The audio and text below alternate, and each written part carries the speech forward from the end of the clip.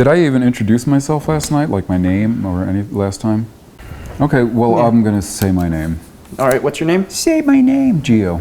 Geo. There you go. Of the earth. Hell yeah. Aren't we all? Huzzah. Yeah, try and make some sense out of the world, you know, and out of life, and make it easier for people to live. Right.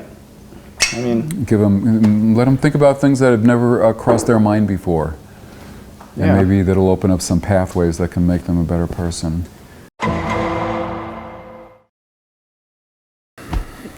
you wrote those handful of articles for, what was it, the Daily Sun or something in Flagstaff? Yeah, it was called the Live magazine in And Flagstaff. yeah, the Live. And you did one article and people were like, or they said they got the most engagement they'd ever had or something. So they were like, can you please do more? It's one that I'll share with the audience here before too long. I don't know whether it'll be today or not, but I could do it today. And I got to be friends with, I had an art studio in the square in Flagstaff, and this guy came up who was the publisher of the Live magazine, or who was the editor.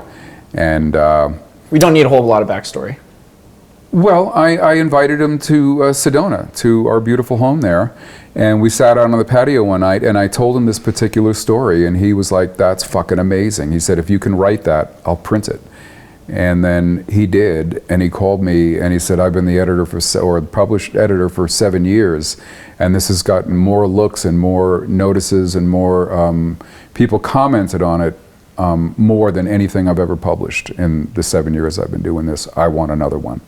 So I went on to do several. So it seems like people will gravitate or They saw the truth in it. want to hear what you have to say.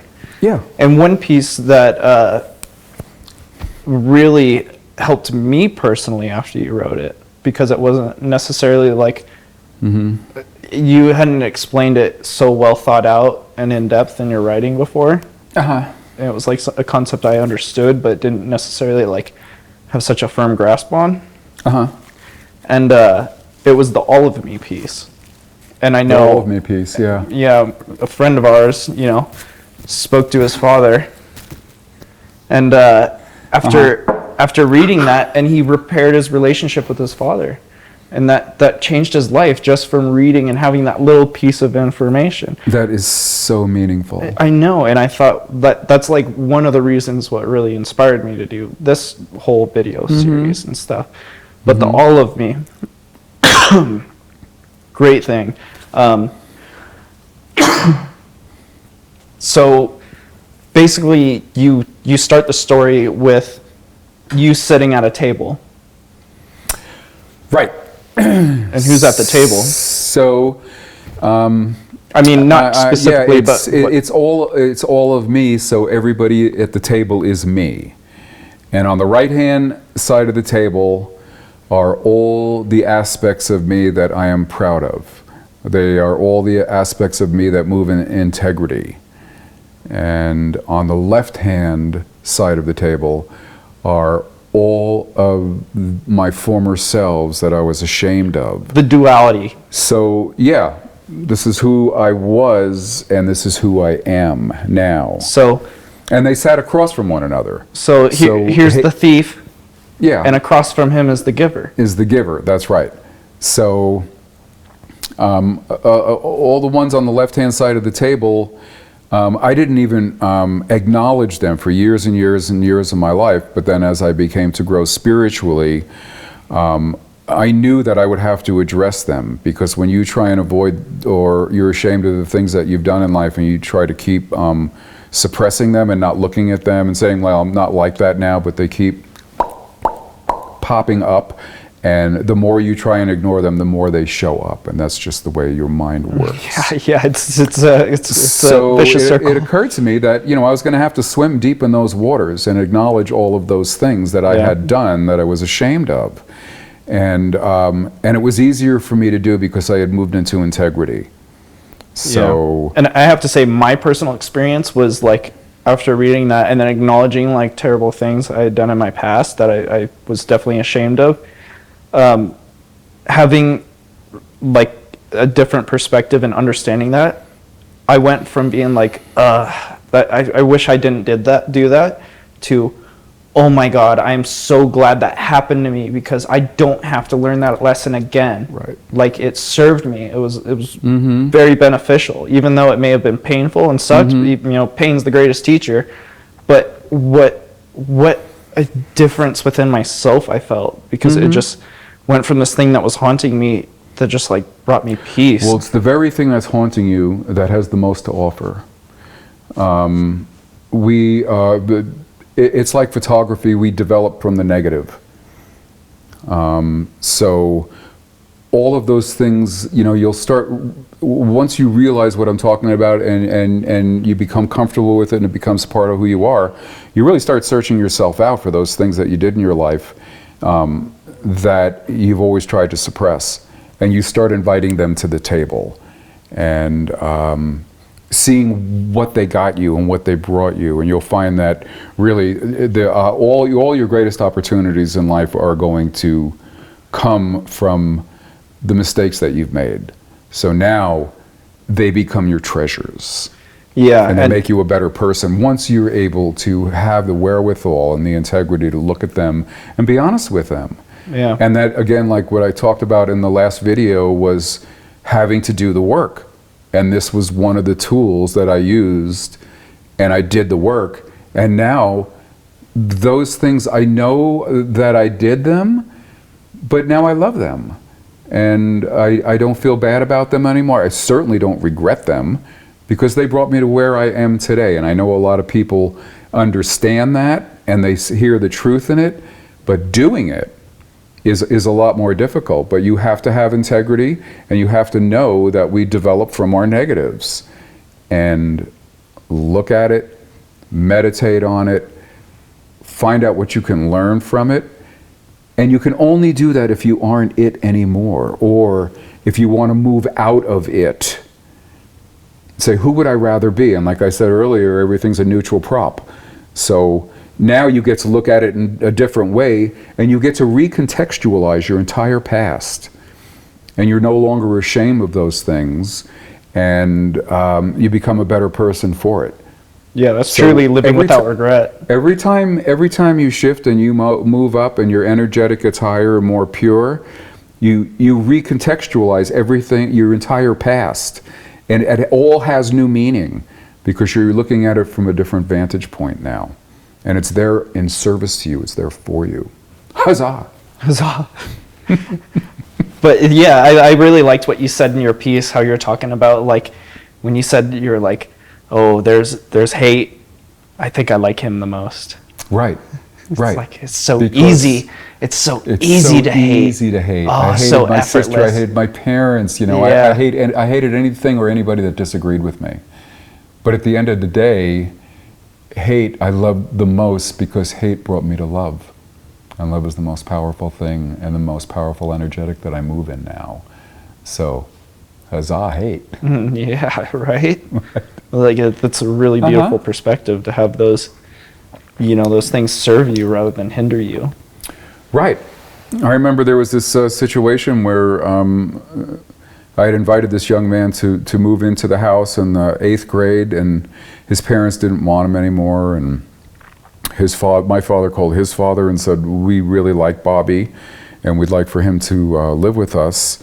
And his father's like, you can have him.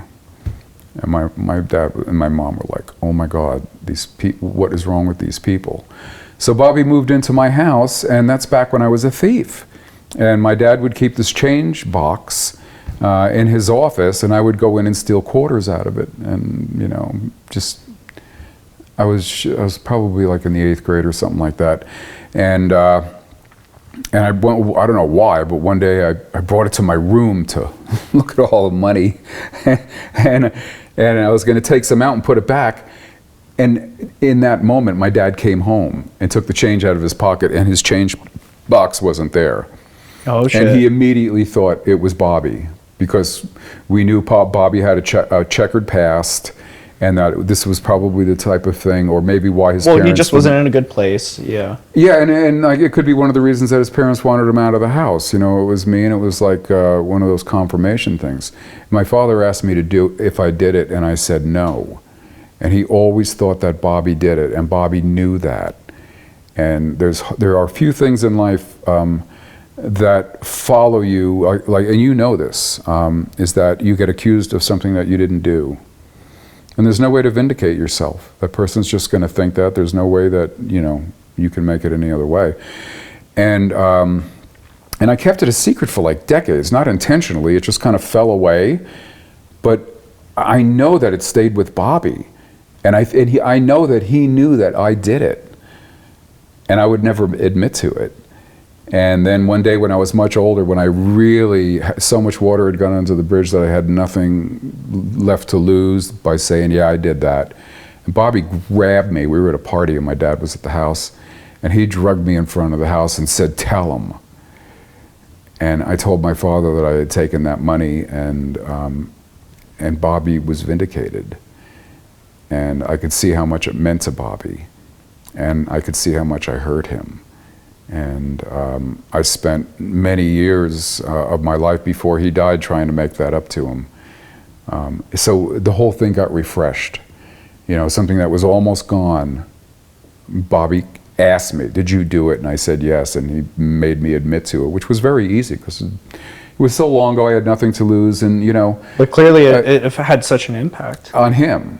But I was the coward, and I was the thief. So I invited the thief to the table.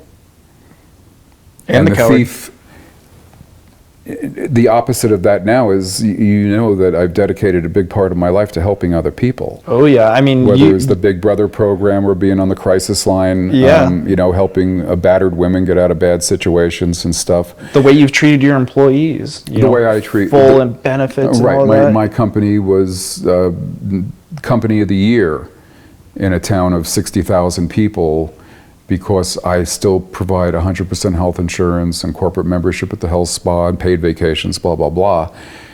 And I do that because I see, like I said in the earlier episode, that I see myself in all people. And my employees, I love them, and I think they're more important than money. So I take care of my employees first, and then that energetic comes back to me in loyalty, and they do a good job for me, and it's like a self-fulfilling prophecy. So Yeah. And you know, at some point in your life you better start looking at all the things that you did that were negative and learn from them and become a better person, because they are sitting idly in wait for you to bring them back. Yeah. And to recontextualize them with your new self and they'll- learn what you can from them. And if you try to suppress them, man, they're going to be in your subconscious going, hey, They're the don't forget dragon. about me. They're the dragon. Still And here. when you ignore them, you feed the dragon. When you stop ignoring them, you're no longer feeding the dragon, and the dragon disappears. And that's how you get rid of your demons, is by facing them. And I no longer have any demons, Yeah. so I've looked at them all. That's how I feel as well. Even Mhm. when I did, spiritual work with Raja, we came back in the house. How'd it go? And Raja went, "Oh, it was easy. He has no baggage." Right. Right. He's actually right. I don't feel like I have baggage. Right. But I mean, I Right. have So that's that. that's one of the really strong ways to become a better person, is to admit to what you've done, know that you're not that person anymore, and and then you don't make those mistakes anymore. You don't swim in those waters, and you don't travel down those negative roads anymore, because they you know that they can only harm you. Yeah. And you can only know that by facing your dragons and facing those negative aspects of yourself. So let's talk a little bit about compression. Oh, compression. Yeah, compression is one of the one of the things I do to try and we become so numbed down in society, and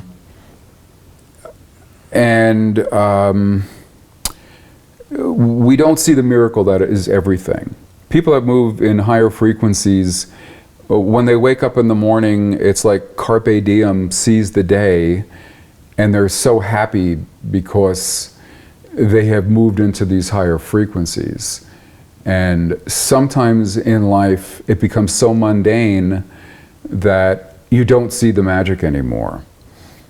And so what I like to do is I like to explain to people, and I like to use examples, like when you see a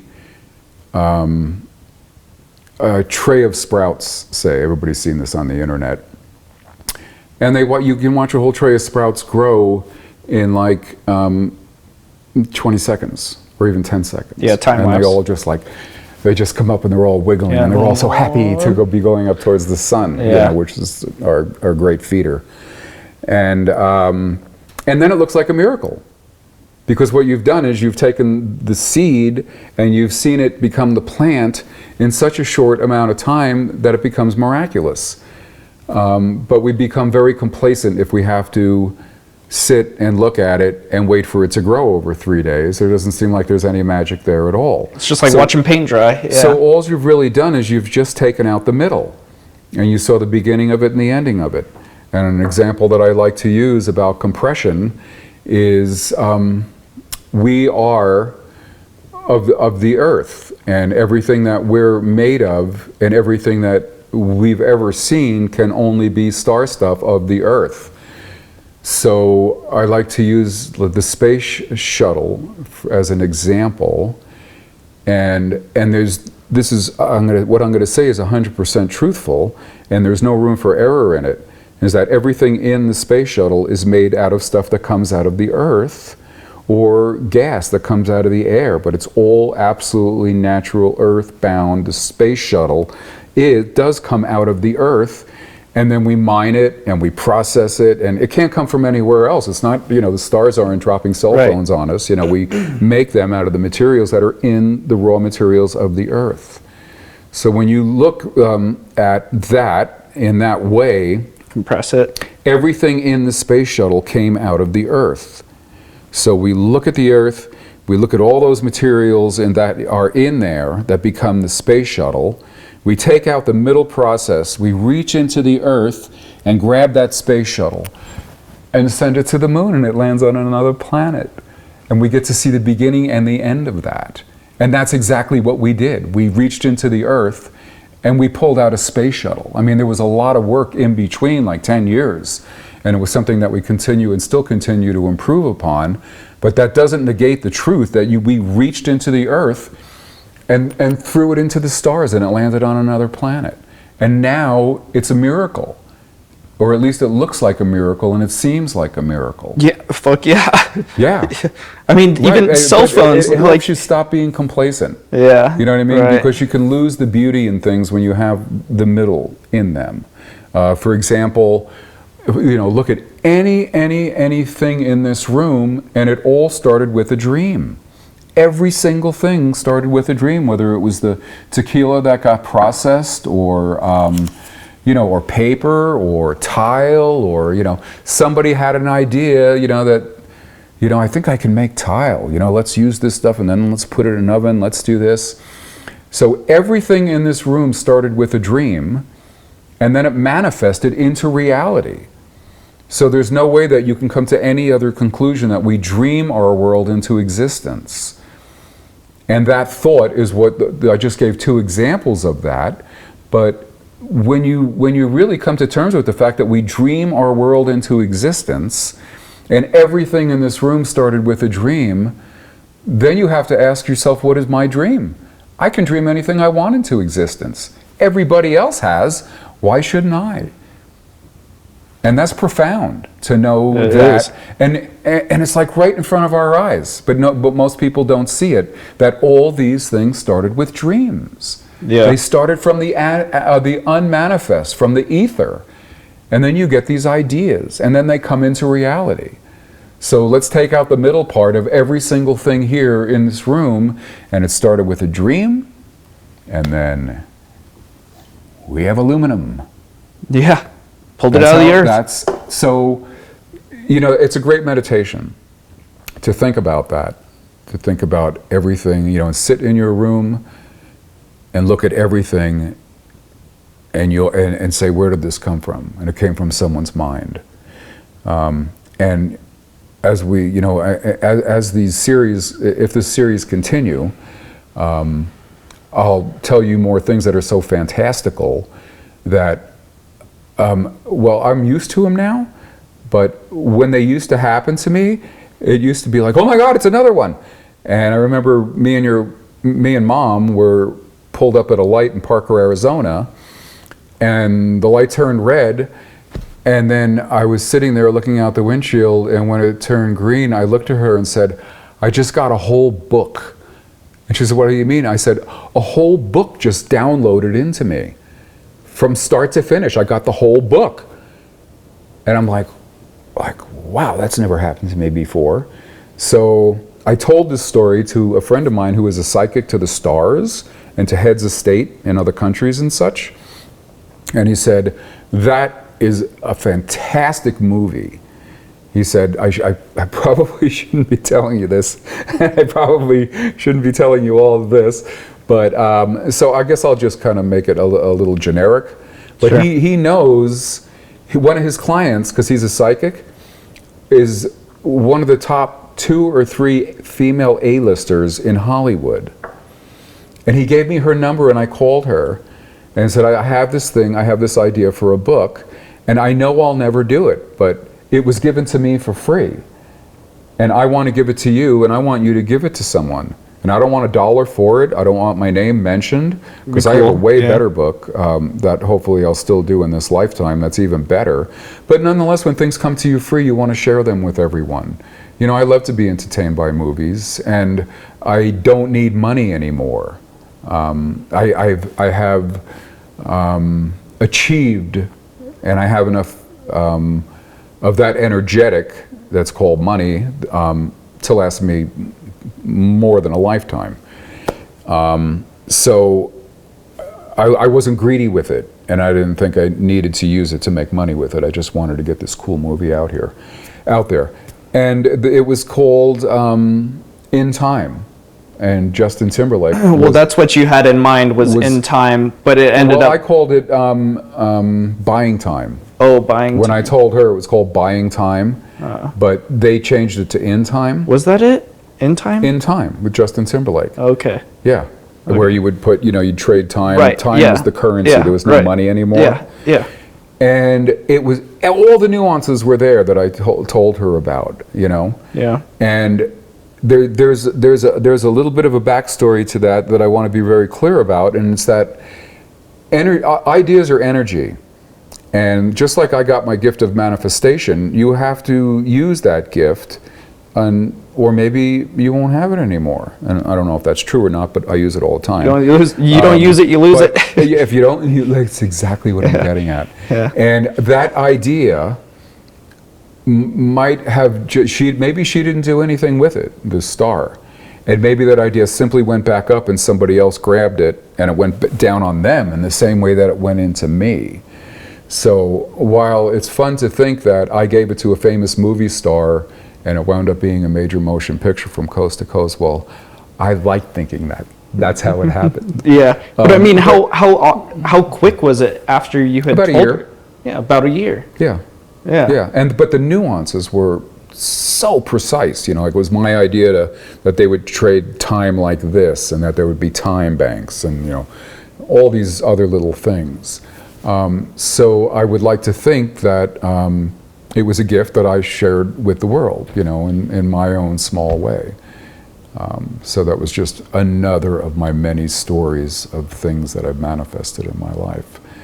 And I've manifested so many things like that I'm no longer surprised to them, and I realize that manifesting like that is an operating system when you're at a higher frequency. And I'll tell you another little quick story that I'm sure you've heard before, but me and your mom were trying to start a franchise some years back, and we needed $10,000 for our part in it. And we had exactly $10. We had no $10,000 or anything that resembled that. But we really wanted to do this. So we're sitting around, we're drinking a bottle of wine, we drink the whole bottle of wine, and I'm like, okay, well, let's take this up, another time. And she said, no, we're really making good headway. I really like the energy in the room, and I want to continue to talk about this. So she said, I'm going to go get another bottle of wine, and I'll be right back. Don't go anywhere, right? So she, about 10 minutes later, she calls on the phone, and she's like, I've got the money. I've got the money. I said, what do you mean you got the money? And she said, I bought a $9 bottle of wine and a $1 lottery ticket, and I scratched it, and I won $10,000. And that's kind of like when we started manifesting together. And that happened with that was a combined energetic. Yeah. But it was the exact amount of money that we needed at the that exact time that we needed it. Yeah. And that showed up for us. Yeah, what a trip. And again, when that sort of thing happens, you move into knowing, and knowing is the great amplifier. And now I've had this happen to me so many times in my life. I have so many stories that I could tell that are even more fantastical than that. Yeah. That now I can go out and I have to be really, really careful what I do with my energetic. Especially here in Sedona, this place is wow. Like I wanted a garden, and it cost me $650,000. I got a house with it, but it was a great garden. Yeah. And now I'm part of this Sedona greenhouse project, and I'm helping feed this community. Well, apply compression. Huh? Now apply compression. Yeah, right.